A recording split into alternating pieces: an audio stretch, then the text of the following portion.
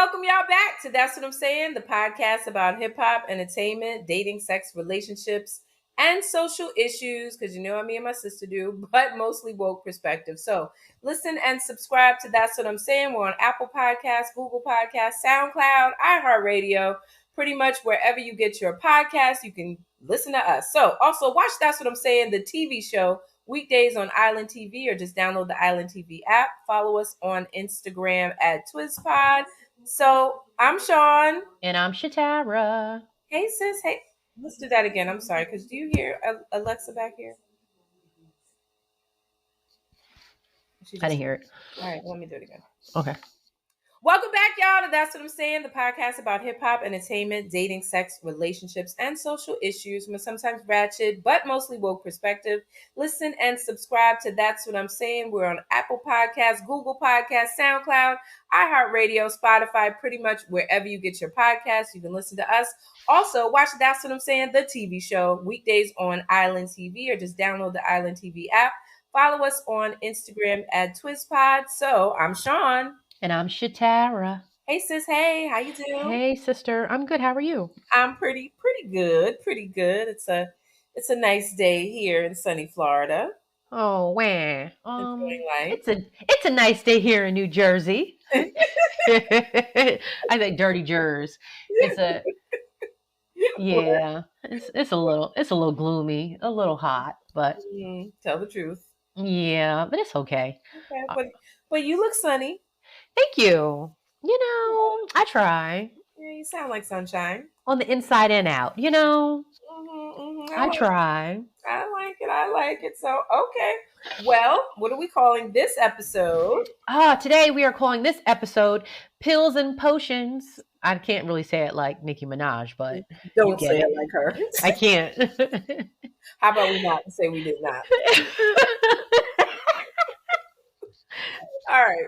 Okay. So getting into this ratchet minute. So Nicki Minaj just seems like she has just beef with everybody. So let me try to break down this present feud. So Nicki has accused the TDE president. I forgot what TDE stands for, but basically he manages SZA. Okay. So she accuses the president of TDE, Terrence Henderson, of bullying and, you know, and she's like sharing all this stuff online and she calls him minus 30 million, whatever that means. So SZA tweets, again, they're still tweeting. People are twitting. So Twizza tweets. SZA tweets very cryptically. She says, quote, Mercury retrograde, don't take the bait, LOL, silly goose. Supposedly this is a diss at Nicki Minaj. And then, of course, Nicki, in her feelings, started just with all kind of insults and comments about SZA's appearance and her career and so on and so forth. So SZA responded very calmly. And she highlighted, you know, she has a very, you know, thriving career, really supportive fan base. And then the feud starts drawing in all these other people. So, you know, Nicki starts feuding with SZA. It's, you know, on top of that, she has this public dispute. I think we've heard it with Jay-Z and Roc Nation. She basically accuses them of shortchanging her equity and title by hundreds of millions of dollars. I think I heard Nicki Minaj say like $200 million was stolen for her. So she's looking for some sort of accountability. Now, it is a lot. We know that Nicki has been confrontational in the past, whether that was Megan Thee Stallion, it was with Cardi B, even Beyonce fans. So the Beehive. So there's the Beehive against the Barbs. The Barbs. The Barbs, right? The Barbs. Yeah. However, so a lot is going on. I don't know what's your take on this. You know, I think Nicki is. You know, I like Nicki's music. I will say that it's kind of gumdrops, kind of, you know, it's not really a serious body of work to me. But as a female rapper, she can hold her own. I'll give her that. But something with the way that, you know, everybody, when they get on her bad side, it's terrible. It's terrible to be in her line of fire because she's all over social media. She gets her, you know, the Barbs get engaged on it. It's a lot of dishing, a lot of calling out names, and you know she suffered some setbacks. I know she lost her father. Her brother was he convicted of something not great? Something terrible. I can't remember. So, she's got a lot going on in herself. I'm hoping she's enjoying motherhood, but there's Yeah, something that's that going on. part. What do you think about all this? Well, I heard about all this happening, and they're like, oh, this is, especially on the radio, like this beef is getting heavy between SZA and Nicki Minaj, and I'm like, what? Who's she beefing with now? That's kind of how I thought about it. Who's Right. she beefing with now?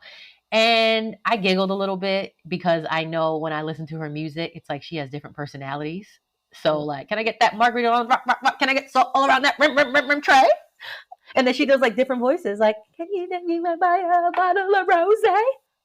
Okay, let's get it now. Like, she literally goes into like 5 different personalities in her music. And for me, that is fun. It's talent. But I see even in her socializing, she's also going through like different personalities and, different roller coasters. Right. And I'm giggling about it, especially because when I see SZA came back, I said to myself, I was like, good for her. Good for her. Good for her. Just, sometimes it's good to be silent. Silent is golden. Some people would say, go ahead, argue with yourself. But on this case, it's just like, well, good for her. Speak up, because it could be looked at as like, okay, Nikki, you just being a big old bully right now. Like, cut it out. Right. You just being a big old bully. When her and Cardi B had the beef, that was funny too, because they were going back and forth. And it's just like butt shot central. Like, everybody with butt shots mad. Everybody mad. It's a big booty, big booty beef. Everybody with the big booties got beef. They should just come with needles to pop each other's asses. Bam! What you gonna do? Yeah, it'll all be over. That's terrible. That's terrible. Like, what are the chances? What do all these people that have beef have in common? But Silicone, maybe. Right? Maybe something traveling to the brain, maybe. And again, I said, I like Nicki, but I think that loud and being dominant and trying to keep the spotlight. And what's funny, it's not funny, but we're all getting older, right? Because there was a period of time when Nicki was the the young person, but now she's an elder in the game, right? Oh shoot, elder, damn, yeah, it's crazy, right? So their elders demand a respect, but at the same time, elders must have good character. They must hold themselves up to earning that respect. And the way that she kind of goes about it, the backbite, how she speaks about it, and speaking to the younger generation, because SZA is part of the younger generation. It's hard to respect someone who's coming at you like that. Now she could just be doing it for it's a strategy to like keep her name relevant and popping. She could be doing that, right.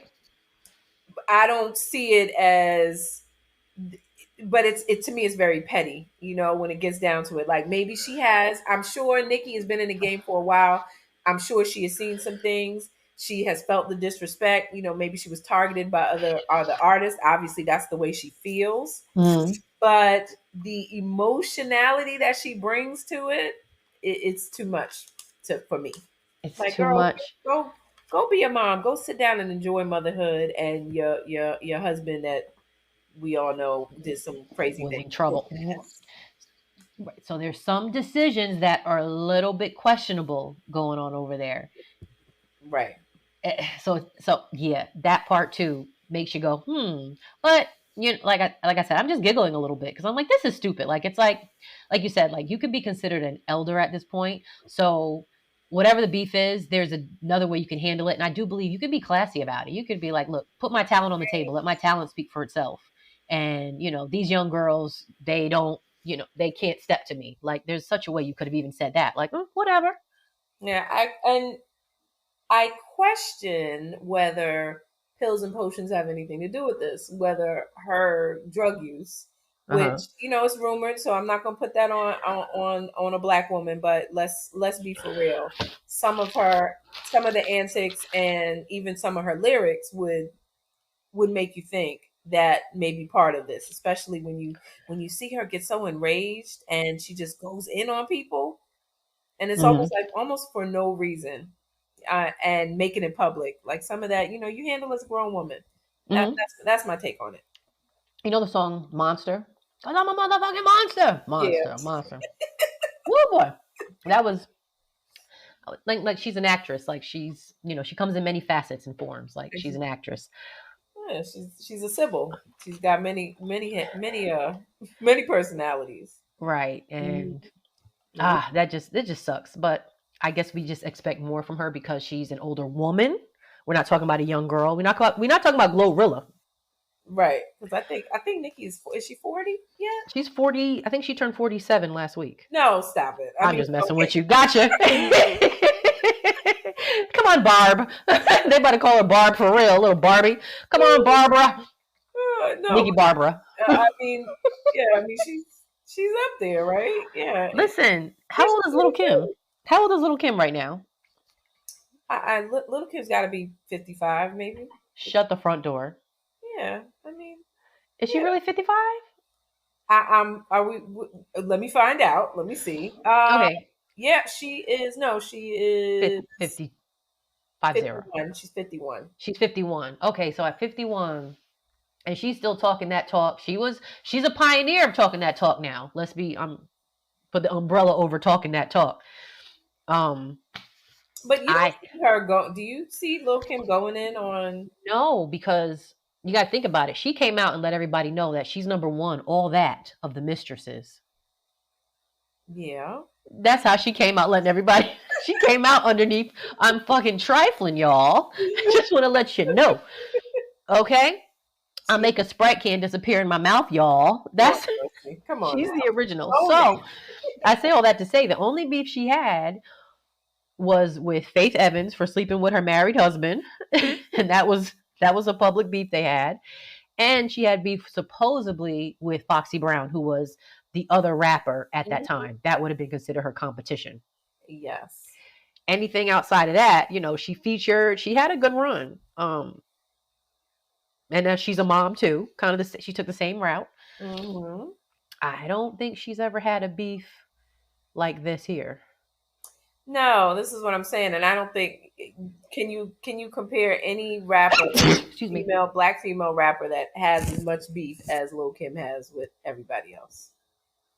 But okay, I mean, with Nicki Minaj, can we compare? Nicki Minaj, yeah, that she has with anybody else. No, not that we know. And then the classy thing about classy people, I feel like, especially with women. What's the classy thing about classy people? Is that they cannot like somebody and they don't make it a public thing. Right. This is the style and grace part of it. Right. Now, I learned that from white women in the corporate world. Okay.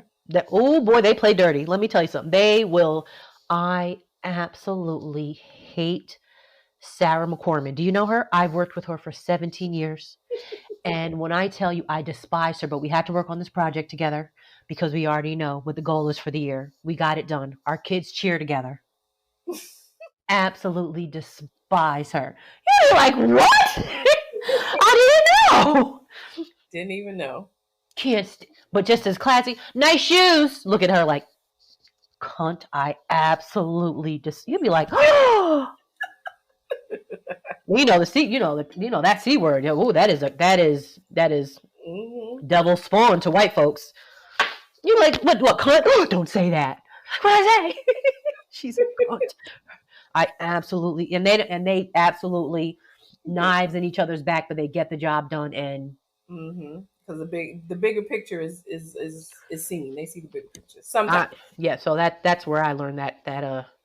Well, let's talk about another white woman who is now seeing the bigger picture. Good segue. Right. Good segue. Shannon Sharpe has now settled his civil sexual assault case with Gabby Zuniga, the 22-year-old who has now announced on her Twitter, on her social media, she is now retired.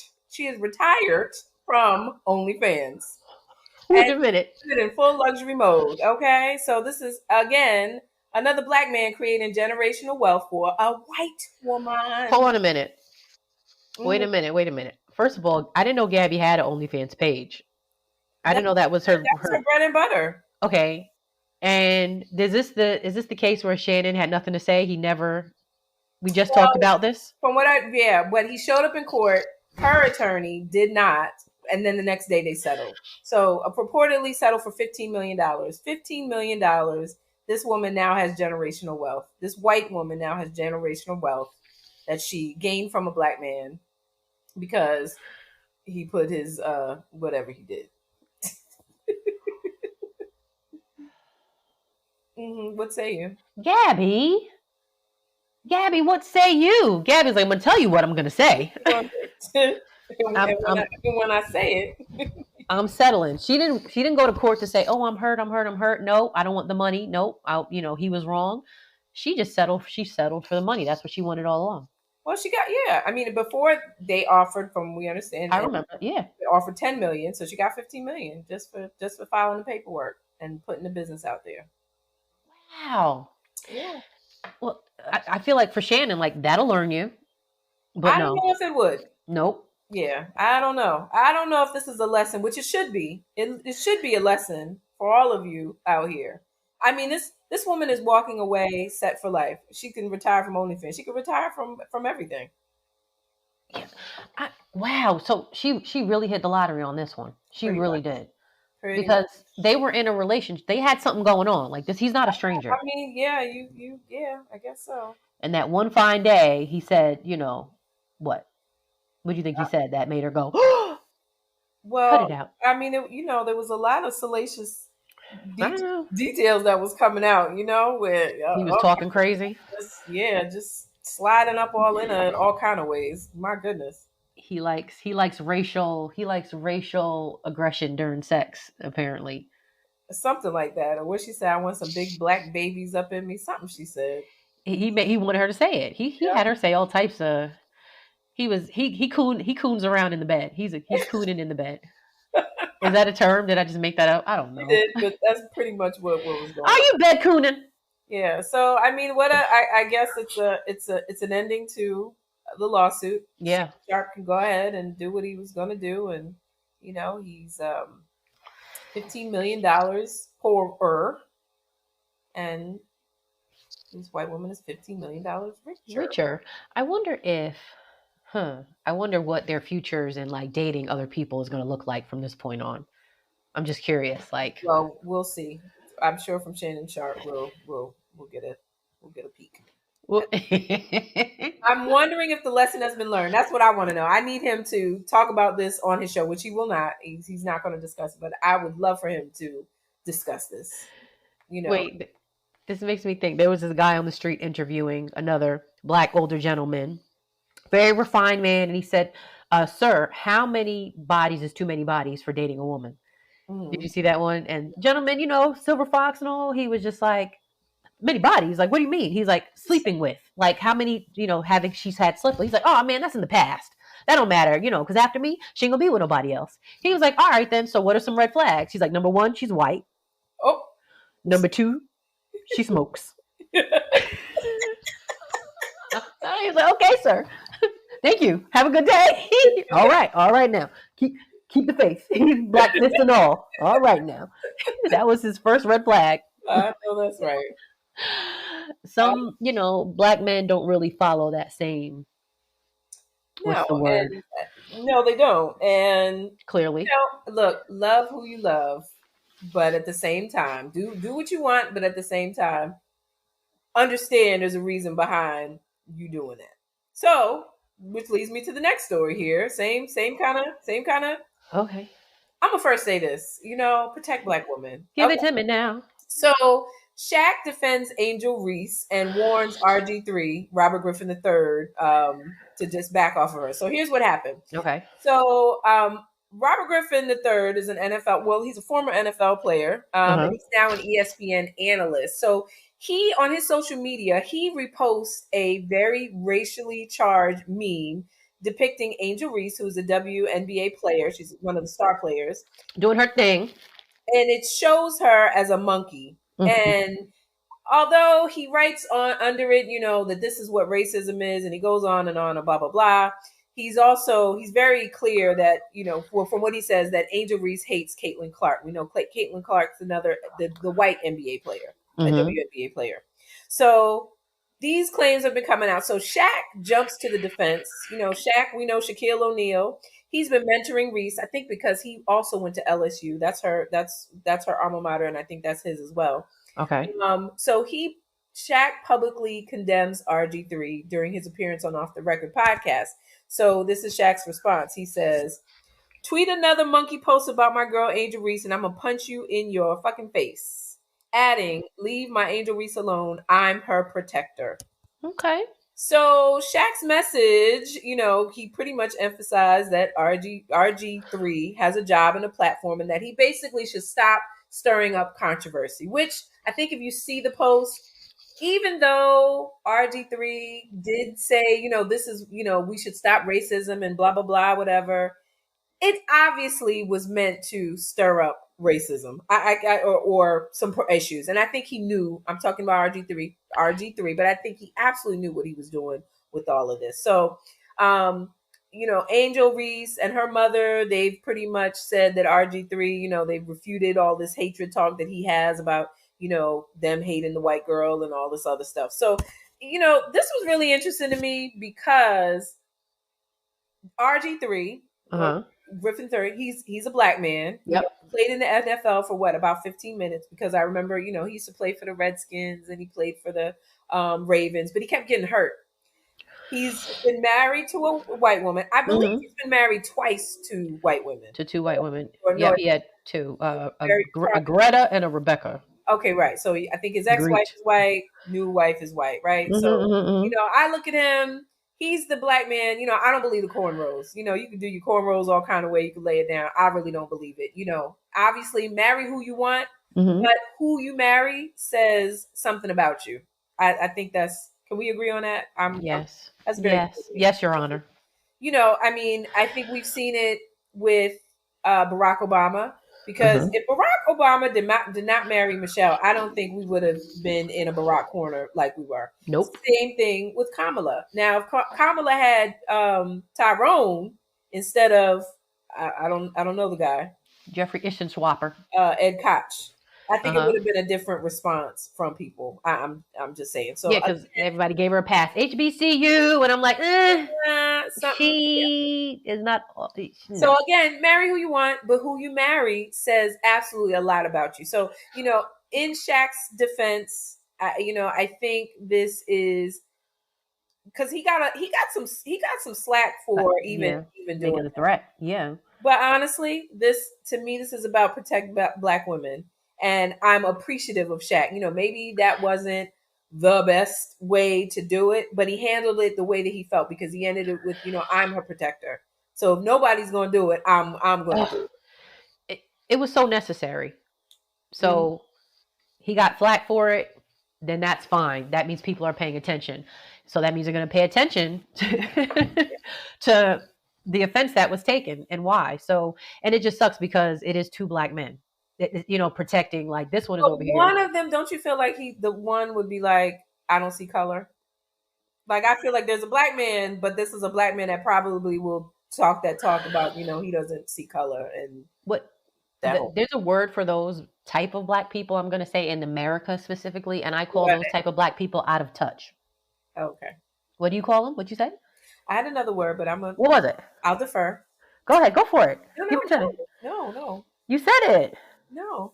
Okay. She said no. Yeah, because I have. Yeah, I don't really. I just have another way of thinking about them, but it's very out of touch. Like, but yes, very out of touch. That's just how I look at it. Like color, I don't see race. And I'm not saying that's what RG3. I'm not saying that that's what he said, but he gives me those vibes. That's why I said I don't believe the cornrows because you give me the vibes like it's all about love, and I don't see my color. I don't see color. If that works for you, that works for you. If you end up with a child as a black man and you have a son who you then have to teach him the new way of driving while black, and that's the world you live in today. I don't, and you could tell me you got a nice white wife and you got biracial kids, but your kid is going to be considered black when he's behind that wheel, and you got to give him that lesson. He's not getting that lesson from, his grandfather on the white side. He's getting that from you.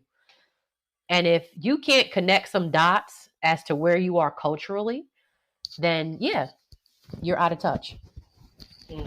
You're super out of touch. That's just so it's a little bit of a lot of a Agree. I don't Yeah. know. Like you said, you love who you love, and I think that's a beautiful thing because love is a beautiful thing. However, as Black women, we do have a little bit of a third eye as to how we see our mirror, which would be a Black man. Mm. A lot of it, I think. You said a little bit, like, yeah, just a lot Yeah, of we, you we know. have we have a different insight into it. Again, I keep wanting to say like love who you love, but let's be clear, like who you love, it says a lot about you. So when you're investing, especially marriage, that's the biggest investment you'll make in your life. Speak it. So doing that is who are you marrying? So that just says a lot. So are Who do they you great? love? I don't believe it's genuine. You're posting a black woman but portrayed as a monkey, but then you want to talk about racism, but then the woman that you invested in doesn't look anything like the woman that you made fun of on your social media or posted. And it should have been you saying, I'm her protector. If that's really what it is, cornrows and all. Maybe you should have been the one saying, okay, yeah, I know I got a white wife, but this wasn't funny. So I'm just letting you on like that. He should have been the one not posting it really. And he should have been the one speaking out against it. It shouldn't have taken Shaq to jump up and have to say anything about punch him in his face. Like, so that's what I mean when I say Out of touch. out of touch. Yeah. You see that? Mhm. So see, it's a disappointment because look, you don't even connect the dots to say like, this is fucked up. That's Mhm. my sister. That could be my sister. Like literally, if not, that could be my sister. Hold up, that was wrong. But you didn't see it that way, stupid. Yeah. Well, I mean, I just when I see them cornrows, I'm like, ew. But okay, his cornrows in particular. Well, he wasn't trying to help no slave get out, and he didn't write the passage in his cornrows. He didn't braid it in there. He doesn't know No, because any of it. Becky probably learned how to do Well, he said, "I'm not black. I'm OJ." them. Okay, that type is that type of Yeah. out of touch, and there's nobody that can come for me to tell me different. I don't, so that's how I look at it. Nobody, I don't need anybody white coming to tell me anything about what we're saying right here. Like Absolutely. Hmm. this is a us thing. Yep. Okay. All Anywho, right. Now what's next? so really quick, so this was the headline. So apparently the president wants to have his finger in sports as well, of all things on the agenda. So the headline is Trump won't make a deal with Washington Commanders if team refuses to change the name. How you like that? And he wants them to change the name immediately. All right. So here you go. We already know that we have taken away the Washington Redskins. It's offensive, racism behind it. We already know. Well, guess what? Huh? In the bucket of everything making America great again, he's saying change that name back. Put that name back of all things. So I just wanted to bring that up in the ratchet because I just think it's a ratchet headline and it's a ratchet thing to do. It is, especially when there's no way that Trump could even have this has nothing to do with anything. But I think it was just him. This is Trump being Trump. Trump and Wait, being the Trumper. so he tweeted, on social media, he said, their heritage and prestige is systemically being taken away from them. Times are different now than they were 3 or 4 years ago. That's what he said. Can you believe that? He wrote, Indians are being treated very unfairly. Make Indians great again. MIGA. He wrote on. I'm sorry. So, okay, the owner of the Cleveland baseball team, Matt Dolan, who is very political, has lost 3 elections in a row because of that ridiculous name change. What he doesn't understand is that if he changed the name back to the Cleveland Indians, he might actually win an election. Indians are being treated unfairly. Make Indians great again. Yep, that's something else. So he's going on about Cleveland. He's baseball. He wants his hand in everything. But this makes me think of Aunt Jemima. And now it's being called Pearl Milling Company. Have you seen the new bottle, the Aunt Jemima bottle? Yes, I was confused. So this protest began back in 2020. So we're looking at 5 years already. And Quaker Oats, which is a subsidiary of Pepsi, they made the change in an effort to retire the brand's imagery due to its basis in racist stereotypes. Okay, so the new Pearl Milling Company branding is now appearing on packaging, blah, blah, blah, same great taste, but the new packaging. And they're just saying that going back to the black woman stemming from slavery. is that's what we're seeing when we look at Aunt Jemima. And when you really think of it, that's very true. Yeah. So thank you for making the change, and thank you for recognizing it. And from what I understand, they also gave $1 million. They have a commitment of $1 million pledged to empower and uplift Black girls and women. Okay. So that was a game changer. Okay. I hope Trump doesn't come for the Aunt Jemima bottle. And to change it back. Change it back. But see, there's certain things that are just very deeply rooted in white power that he's like, let's put that back. Well, like I've said before, this is nothing new. It's just more in our face, and this is what it is. It's what it's always been. I know. And he's just a representative of there's so many people out there that are like, finally, gosh, everything doesn't have to be inclusivity. Everything doesn't have to be fair. Everything doesn't have to be equality. There's a whole world of people that have voted for this right here. They're happy about all of it. Yeah. Jeez, God, somebody out there is praying for slavery to come back. I'm not laughing. That's for real. Some people out there, like, you Black people are really getting ahead of yourselves. You need to get back in line. Yeah. So, but just so we know, I mean, Trump does not have the power legally to change the name of the Commanders back to the Washington Redskins. Well, he should. Legally, shoot. Isn't he in trouble? I'm like, isn't he in trouble with the law? Anyway, whatever. Okay, so he should. But he's an instigator. He's an insider, and that's pretty much what he does. So he uses his social media platforms, to criticize and encourage the changes he wants to see. Yeah. And that's it. Okay, moving on. Did you hear the Clipse album? Is this a joke?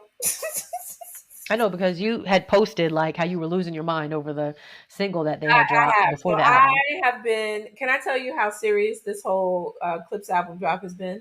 I sent a tutorial to our mother via WhatsApp, videos and timestamps of interviews and songs, the whole thing, because I wanted her to learn everything about this Clipse album. You want mommy to know? I wanted mommy to know. Mommy knows good rap music. She does, but she's still hers. If you ask her, it would probably be Jay-Z and Mobb Deep, right? Yeah, ain't no such thing as halfway crooks. That's that was her. Well, mommy knew the words. I was like, wait a minute, did she just? Yeah, she mommy's not like that. But this Clipse album, so Pusha T and Malice, who used to be No Malice, but he's back to Malice. He's back to Malice. Made their first album together in like 16 years. So I just want to say how much I have enjoyed this reunion of these two brothers. Yes. Long hiatus. How, it was like food for my soul. It's like soul food. How serious this whole album has been. So it's been produced entirely by Pharrell Williams. And I usually have my words together. I cannot explain how much I love this album. From Ace Trumpets, which is probably one of my favorite, to Birds Don't Sing, which I was on the floor with tears. Birds Don't Sing? Ooh. I was in the bathroom washing my face, brushing my teeth. I had that playing, and I had to put my electric toothbrush down to wipe my tears. I was like, had to replay it. Look, the husband came in. He's like, what's wrong? I was like, Birds Don't just Sing. Listening to a story, and just give me a minute. Can you close the bathroom door?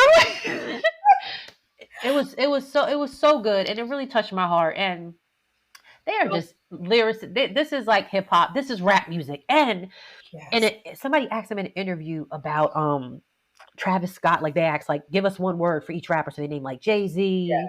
They name who else did they name? It was Jay-Z, Nas. They asked about Pharrell Williams. Mm-hmm. I think they even put in Kanye may have been one, and then they were like Travis Scott. It was like a white guy in the UK interviewing them, and their response was, "Who's that?" Ooh. And in that, it was like, I feel like no malice. He didn't mean anything. He wasn't trying to be malicious, but I really think it was just a moment of like, why would you even put his name in that category of like rappers and hip hop? Like, this. Nah. This is And it's no comparison, and that's funny that I mean I want to see that interview because woo. Oh, I sent it to when you. I mean you gotta remember Malice is 52 years old and Pusha T is 48. So Yeah. these are mature men that we've been listening since back in the Coke. You know, I used to love me some Coke rap. I still do. You Yeah, I know, do too. it's a little If you sing about it right, if you sing it right, rap it right. if you sing it, if you rap it right, it's good. But this has evolved from that to like the reflections in it. I mean, you can hear the grown man in it.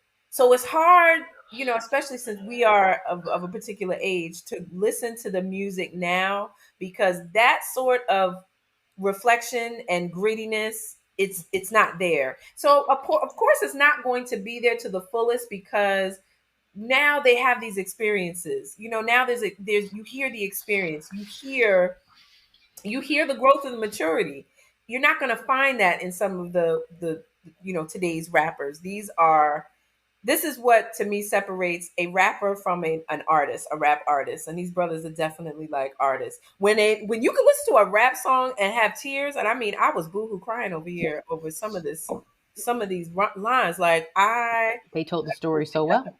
that it was this is such a triumphant return for hip hop. This is it's so important. It's like a you know when they call it like so monumental. I can use all these words, Uh but huh. that's what it is. And especially when you know some of the backstory with Malice. You know he left the rap game Yep. to to really find himself. You know, and find his faith. And Oh, so you see that balance. You know, he could still talk about yellow diamonds look like pee pee, you know, silly.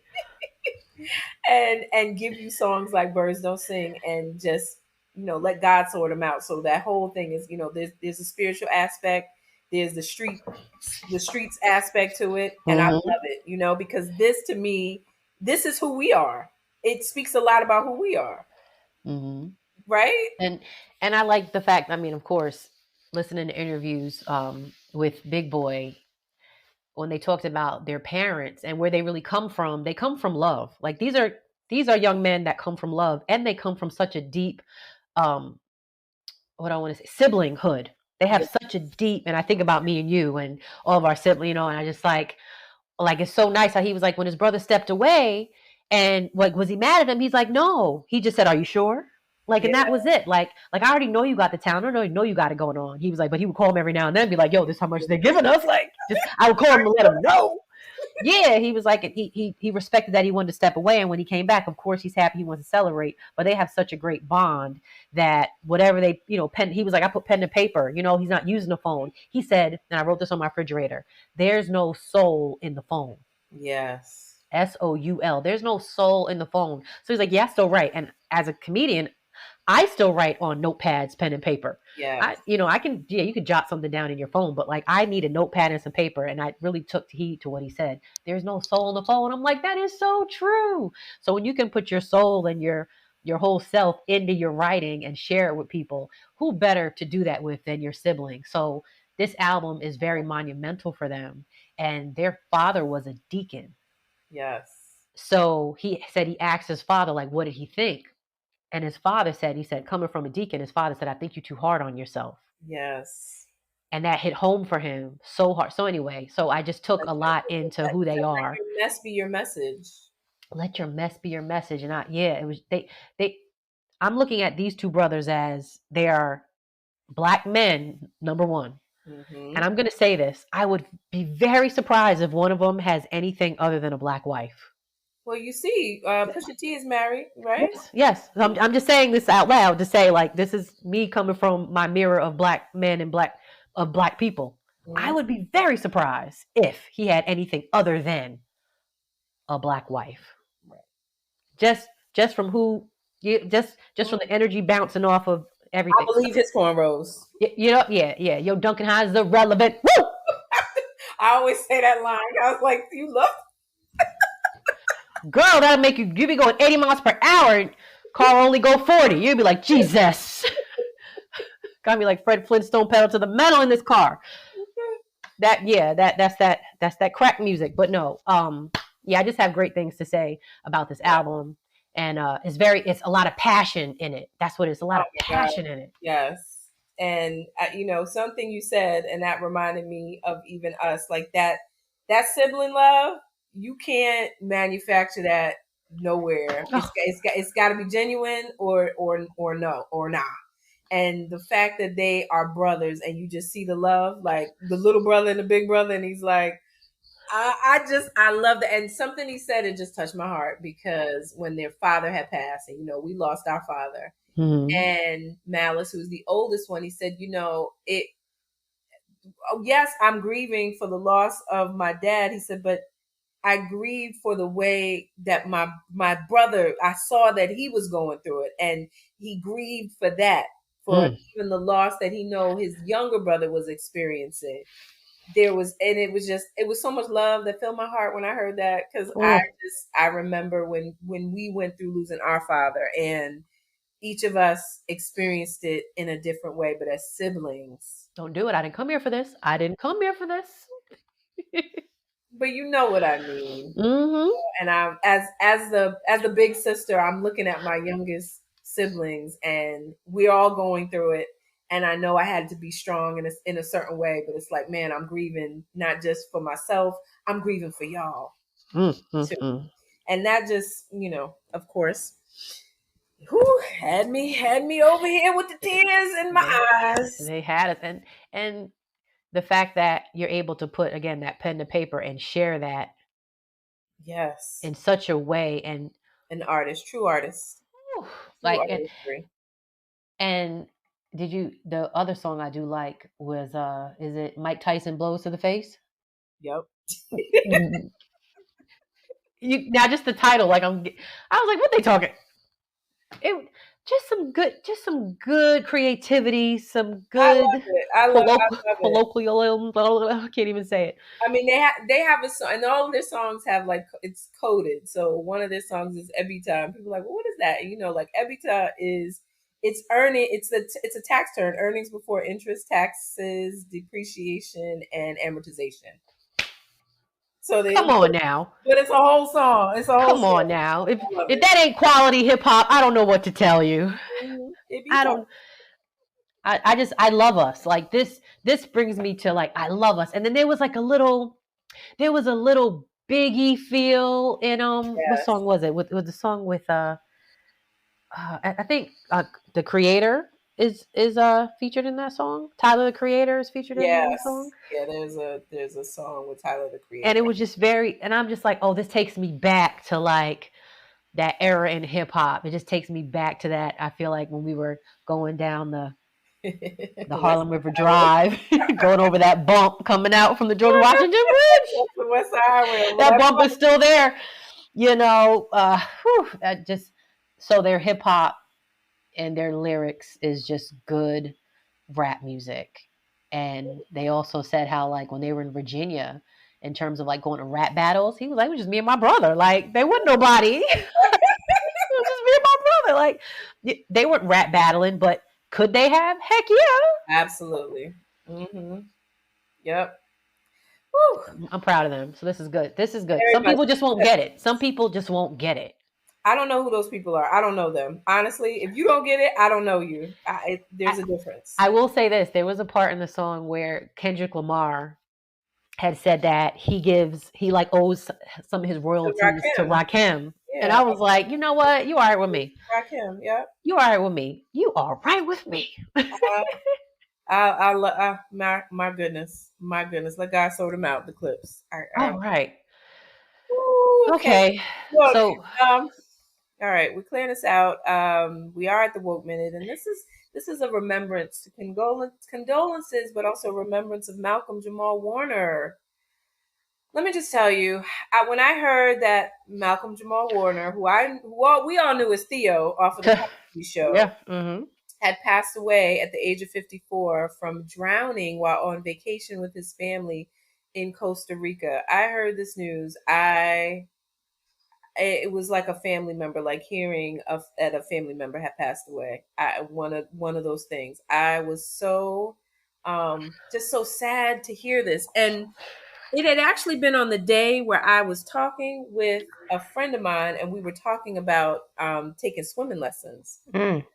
And then I was also talking to our sister about taking swimming lessons. So then to hear this for me was a message, to because I want to take those deep sea diving, because we were asking, what would you do with accidental drowning? Like if sounds like a wave came over him. What would you do in those situations? I don't know. Um, Uh-huh. but in Mm. any case, this I have so much to say about this because Malcolm Jamal Warner defined an era for us. Yeah.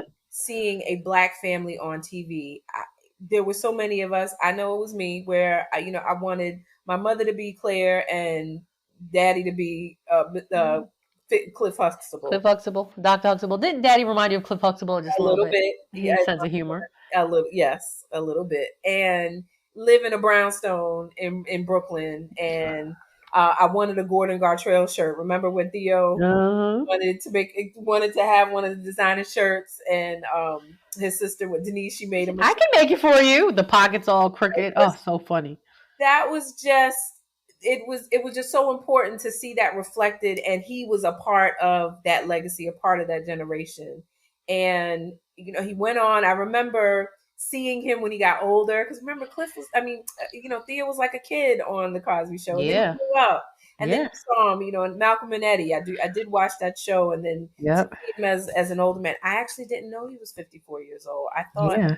I thought he was younger, but Yeah.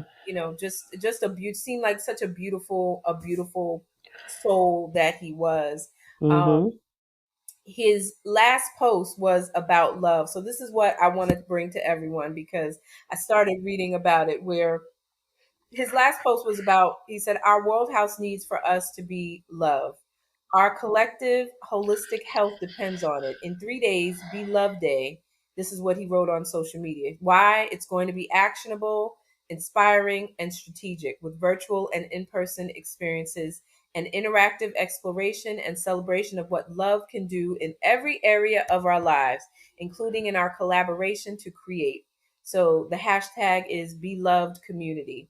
And if you go to www.thekingcenter.com/belove, BELOVE, that according to the center, they have this movement about be love and bringing love back into the communities. And this is what Malcolm Jamal Warner was about, and he was rooting for this. So there are certain be love challenges when it comes to immigration, about calling your state legislators and emailing Congress, really just getting involved.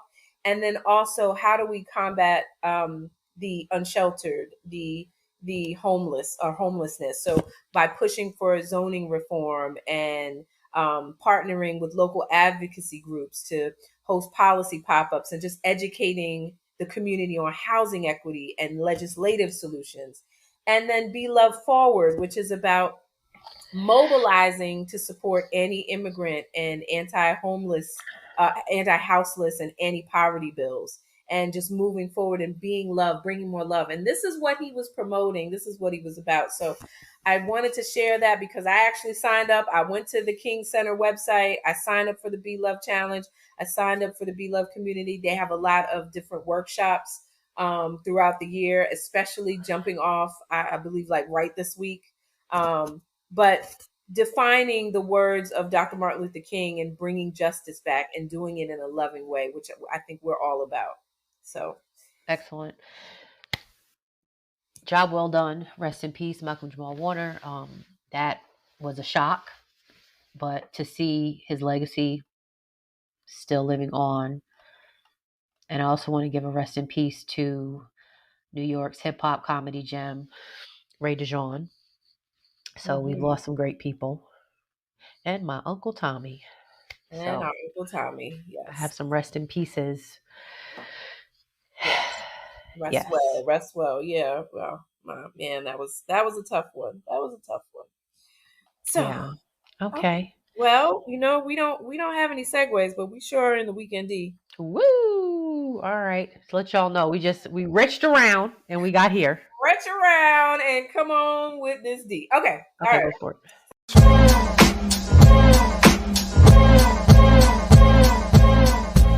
So this is from one of our listeners. And if you have questions for the Weekend D, find us on Linktree. So the best way to send in a question is go to our Linktree. That's linktr.ee/TwizPod, TWISPOD.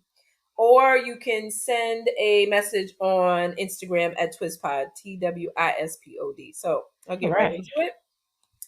I'm a 42-year-old divorced mom. I've been celibate for almost 3 years by choice. I wanted to focus on healing, getting my confidence back, and being a present mom. Now, there's this man. He's younger, fine, and says all the right things. We've gone out a few times, and the tension is real, but I'm terrified, not of him, but what sex might awaken in me again. I'm scared I'll lose myself like I did in my marriage, that I'll confuse pleasure for love. How do I know when you're truly ready? How do you know when you're truly ready again? And is it possible to enjoy the D without handing over your power? Girl, girl. Ah. Where's my Christina? Jesus Christ. 3 years? Well, you can basically call yourself a virgin again. If it wasn't for those darn kids, you could probably tell people you've never done it before. Jesus Christ. So this is tough, but it's not that tough. I've been celibate before in my lifetime. Really? No, I'm joking. Blotitious. I too have been, yeah, I've practiced celibacy before, and it was a practice. We fall down on some dick and we get up. We fall down on some dick and we get up. For a saint is just a sinner who can get down. Get down on it. I'll mash it up. Get down. Oh gosh. I just believe that you might as well just give them some. And keep in mind what you just said. Can you actually have the pleasure without giving up your power? Mm-hmm. Yeah. Mm-hmm. Girl, you 42, you have kids. Didn't you give birth? Come on now. You have performed a miracle on your body in general. Like, come on, give yourself a little more credit. So yes, you can do that. Get it in. It's been 3 years. If you don't use it, you lose it. Come on now. Yeah. Go ahead and get that. Get. Let that cat have that dog. Go ahead, enjoy it, have a good time, and just keep your head in the game. Oh, okay. Go ahead, get 3 years. But yeah. Oh, what? So I'm going to I kind of agree with you, but I have a little more. So I too have had my celibate moment, and that celibacy was about healing. I think we all go through it when we're looking to heal and find ourselves and do some rebuilding, and it's a great place to be. But now she has this man in her life, and it's waking up some things in her, which that happens to all of us, right? Yeah. So I'm going to say the first thing is to ask yourself, do I feel whole, or is this just the itch that I'm looking to scratch? Right. Am I just hungry, or have I completed this part of my journey? Because that's a real thing, because that's power, because then you can make a decision. Am I just digmatized, or Yeah. do I feel like this is actually the time where I've done the healing that I said or I needed to do, and now things always change. So that could be a change that's coming on. So that's one thing. Another thing I would say is not trying to.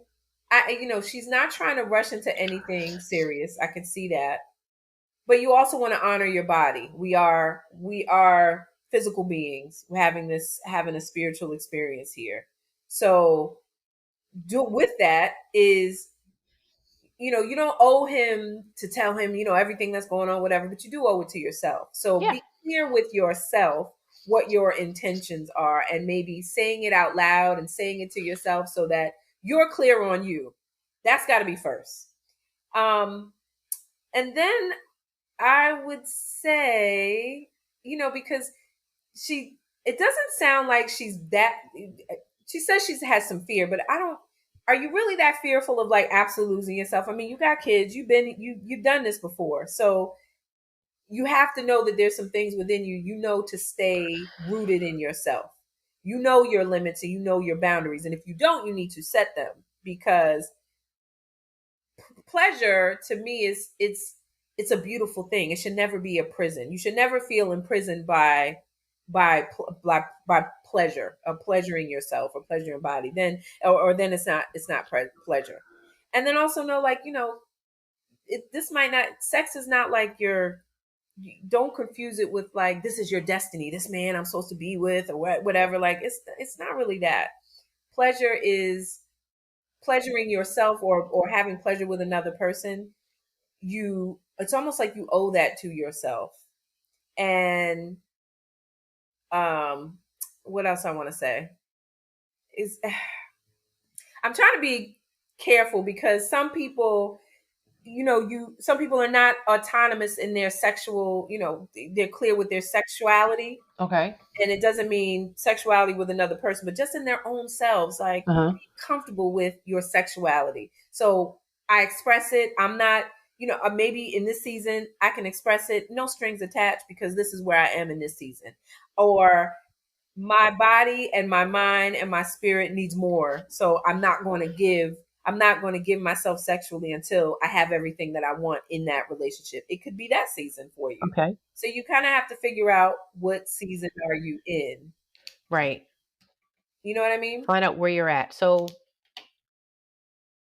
the one Like thing I it's good to bring another person into your situation if you're trying to fill a void. So you got to figure out what you got a void you're trying to fill. Because to me, sex is it's not something that you do to fill a void, right? And you don't right. do it to chase validation from anybody. There are certain reasons why you may want to. Your body, you feel like giving yourself and allowing and receiving from someone. Right. You got to be in that headspace. So to that, a few things. First one, I will say that sex, as great as it is, hence the fact that we're all here in this world today, Mhm.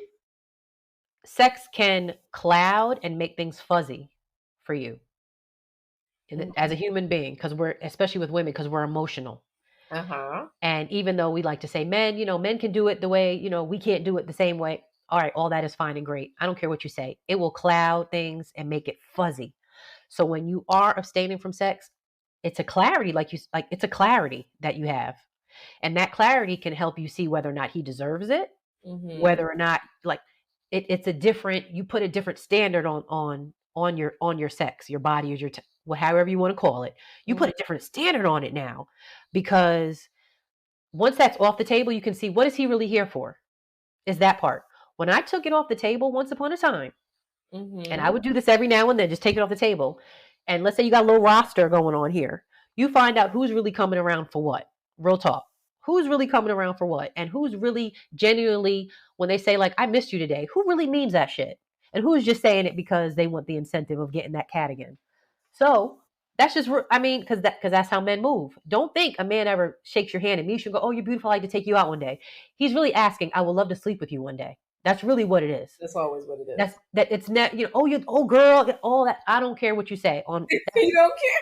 I don't care. You get out my face, because that's all it really is. And that's just something that's just me talking from a place of wisdom. I learned that. That's really all it really is. And eventually you want them to want more than that with you. Hey girl, I just want to hold you. And after a while they mean it. But from the first get go, yeah, that's all they want. So you are at a moment of not giving it to him. Guess what? You are at your most powerful. You are at your most powerful, because that dog will behave by not getting it. It's Mm. that part. By not having it, that's an incentive. Ooh, girl, remember when y'all first got together? Before you gave it to him? Girl, he was on time. He made sure he paid attention to your favorite color. Think about it. They line themselves up with trying to get it. So this is what she means when she says, take away my power, because she feels powerful right now by not giving it to him. All right, am I on to something? Okay. Okay. I'm listening. So now she's in a place of actually realizing, does he deserve it, or am I just giving it to him because I'm just horny? So she's in that limbo. But the question is, But what's wrong with giving it to him if you're horny? If she's horny and What's wrong with doing that? But I'm saying she's at a powerful moment. So if he's deserving of it though, after 3 years, I still believe that's almost like saving a good bottle of wine. Like, hold on now, everybody, you can't share that with everybody. Mm-hmm. Is he deserving of it? But I would say, give it to him, enjoy it, have a good time, but keep your head in the game. If you don't want nothing serious with him, let me tell you, your emotions you might have that great euphoric moment and be like, oh my God, he may put it on you. You might be like, oh my God, I am so in love. Okay. That could happen. So that's where I'm just saying, after 3 years, This is just be where careful. it's important for her.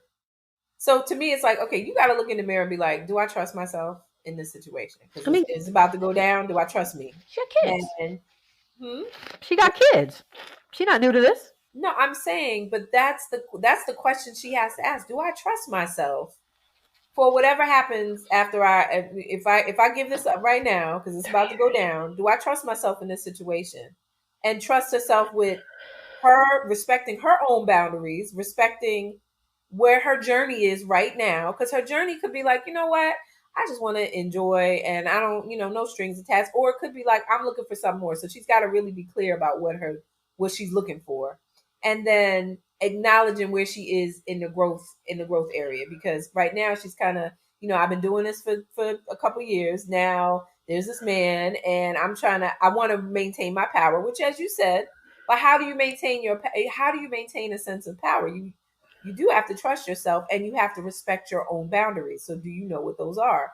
She needs to figure out, well, what are your boundaries in this situation?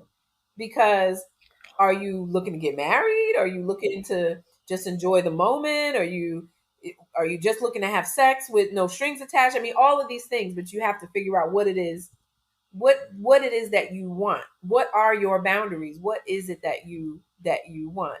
And that may not be a conversation with him before she has it with her own self. So let me ask you a question. Have you ever been with somebody and you already know, like, this is not gonna go, this is not real, this is not marriage, this is not serious, but like you are an awful good time. Like, Yep. what you doing for your birthday? I'm treating myself to some good sex, like, and a little good dinner, and because this tomfoolery character is nothing but just that. You know what I'm saying? But he's good for the good. You know what I'm saying? Yes. And already, like, all right, dear summer, like it's about to be dear summer is about to come to an end, and you're not pressed for cuffing season, but you already know what it is. And yes, I've had a time where, like, I've even made an agreement, like and let's not even. Right, and you know what makes a difference, because here's what I've also noticed, and it's good that you brought that up, because there are some women that can't make that, they can't do that. It's just, it can't. What I'm saying is, yes, you can do that if you're that type of person. How do you know you're that type of person? Because you can choose to do that because you want to, not because you need to. And that's powerful. And that is power, right? You want it, not because I need it or whatever it is. You need it for your ego. You need it to feel good about yourself. You need it because he gonna leave if you don't, and all this other stuff. Like, it's because I want it. Okay. Yeah. And another thing is, there's people think that setting boundaries or creating boundaries is like a prison. Like, it's you're surrendering your power when you're doing that. And in actuality, like, that's not true. You can really stay in your power by creating those boundaries for yourself. So in other words, in this situation, like, well, you know what? Just like you said, Mr. Tomfoolery, I know we got a good old time, but I am not going to set myself up for no disappointment by thinking I'm gonna turn him into my husband. Right. Turn him into my man's. My man. And then my man's, right. Then his new song is time. Oh Nana. Good time. Look what you done started. Yep. Oh Nana. Then he starts singing that song. You'd be like, yeah, all right, look what you done started. Like, yeah, I could do that. I do that sometimes. I have that effect on. Yeah, and and I have the option when you're in those situations, you have the option to always check in with your piece. And if your piece is ever feeling disturbed or off center, then that's your cue. But always check in with your piece. So as long as you can have peace about all kind of connections. We talk about all the time with people and their crazy connections. So you can have peace in anything, but it's an inside job. So as long as you feel good about it, girl, go ahead and enjoy yourself. Enjoy yourself. Enjoy it. And I promise you, whatever little If you attitude, trust yourself to enjoy yourself, don't do this. That's all. Okay. Oh yeah. Don't think too much about it. But the fact that she is like checking in with herself to even like get an opinion, she's thinking about it. She's doing a self check-in. So that's dope of her already. Yes. Yeah. So I give her that much. But at the same time, call me what you want. Call me to let me know how it went. How about that? Yeah. It sounds like it's gonna be good. You've been waiting this long. 3 years? I mean, shoot. It might be just that good. I don't know him, but I hope it is. You know, you ever wait for a meal for so long, gosh, and then I like I told you I want the Cheesecake Factory shrimp and chicken, the Thai shrimp and chicken. Yeah. And let's say I get it, and it's like such a disappointment, wasn't good. Oh my gosh, that's what happened when I went for buffalo chicken pizza. You know, I love buffalo chicken pizza. Yep. But they left the blue cheese off of it. Like, this is not buffalo chicken pizza. I waited all this time. I went across town late at night. Right. And I'm getting there and right. You still eat it, but you're disappointed. You're not happily eating it, right? I was like, next time, no, this can't happen with this. So yeah, I think she needs to do a little check, a little credit check on him too, just to make sure everything's in place and in order before she even goes down that road. Ladies, you know what I'm talking about. Do a little credit check. Check his FICO score, you know, go low, go high. Do what you got to do. Because you might not even need to waste your time. You know what I mean? Put 2 fingers in his mouth, blah, blah, blah, blah, blah, check that everything's okay in there. Find out what 2 of his games are, and y'all gonna be all right. Yep. And if you know, like I know, all you gotta do is get an inch close to him. You'll see. Oops.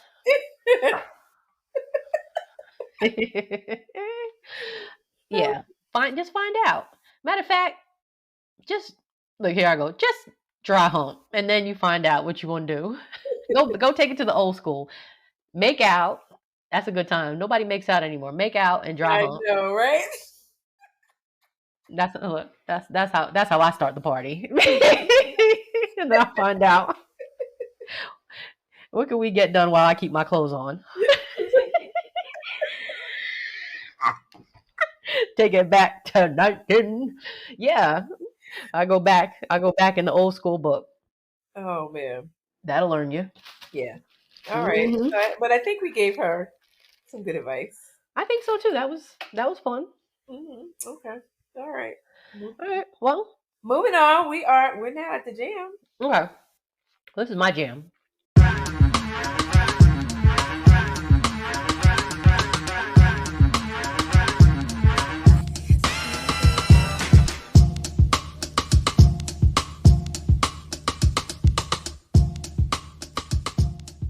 Yes, it is.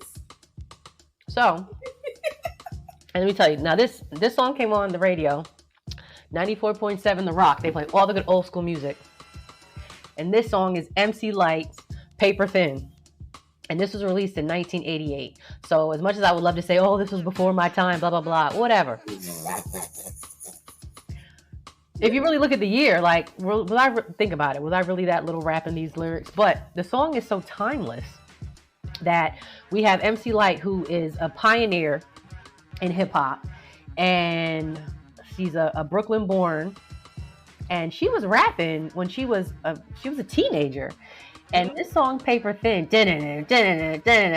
and I like how she opens up with, when you say you love me, it doesn't matter. It goes to my head as just chit chatter. And I like how she's going off on how, like, she's not here for the games. And I think about how, first of all, the video, she was on the train. And she catches her man, like, booed up with 2 women, and he's caught. Uh-huh. And that's how she was like, she let it be known, like, I'm already hip to game. And for such a young girl talking about, like, ain't nobody gonna be getting over on me. Like, y'all fools think you got me. Like, no. And as far as, like, even today's rappers versus, you know, today and then, In terms of sex, nah, she says, what would a date be without a kiss? Like that, and then she says, like, I'll let you play with my feet. I'll even let you play with my feet. Start with the big toe, then go like in the middle. I'm cracking up. I'm like, oh man, hit the road. So won't you come back? No, she told him to hit the road, Sam. Don't you come back no more. So anyway, this was a fun. This is fun. Lyte. She said she wrote this song when she was 12 years old. Girl, bye. Mm-hmm. Yeah, because I think she said it. She wrote it before she said I even had my first boyfriend. I was 14 years old. How cute! So I wrote, and it was one of the greatest diss songs. Like she just tore him up. Really? 12 years old? So she was 12 years old. Wrote it at her family's apartment in Brooklyn. Wow. She said, I hate when he looks her brothers in the video. Remember Audio 2? Those were her brothers. Yes. How cute was that? So now we're on to rappers with siblings. We got the Clipse. We got MC Lyte, her brothers. Everybody's in the family. So this was just, I'm not even going to call it like a simple song, but it was a rhyme. She was rhyming. She was rhyming. And she did it. I have to tell this story since, we lost our Uncle Tommy, but this is an ode to our Uncle Tommy because there was a time I posted on, it might have been Facebook, I posted the beginning of the lyrics to Paper Thin, and I said, when you say you love me, it doesn't matter. It goes into my head as just chit chatter. You may think it's something, but most of it, you may think it's egotistical or just a worry-free, but what I say, I take none of it seriously, right? Uh-huh. Uncle Tommy must have got my Facebook post in his inbox and thought I was talking to him directly. And your uncle called me to tell me off. Like, what do you mean? I don't love you. It's just chit chatter. It's a song. And he was like, oh, I'm sorry. Oh, Niecy, I love you. That was Uncle Tommy. Get that. That was Uncle Tommy. And I said, Uncle Tommy, that is a rap song. That's MC Lyte. He said, oh. I'm sorry, niece. My niece. Well, I love you. How you doing? Oh my God. Not talking to you there. So Uncle Tommy. When I get these things in his feed, I thought that was to me. I thought you were talking to me. Yep, that's exactly. Oh man, so rest well, Uncle Tommy. All right, y'all. Well, guess what? We've come to the end, but you can subscribe to That's What I'm Saying, the podcast. You can listen to us on iTunes and Google Play and SoundCloud and pretty much wherever you get your podcast. You can listen to us. Also, watch That's What I'm Saying, the TV show, weekdays on Island TV, or just download the Island TV app. You can follow us on Instagram at TwizPod. And Shatara, what else do we got to let everybody know? Yeah. Have a question for the Weekend D Report? Want to advertise with us? Well, you know what you got to do? You got to get into our socials. What am I saying here? DM us on Instagram and TwizPod. Until next time, thank you all for listening. Stay healthy, stay well. Peace, y'all.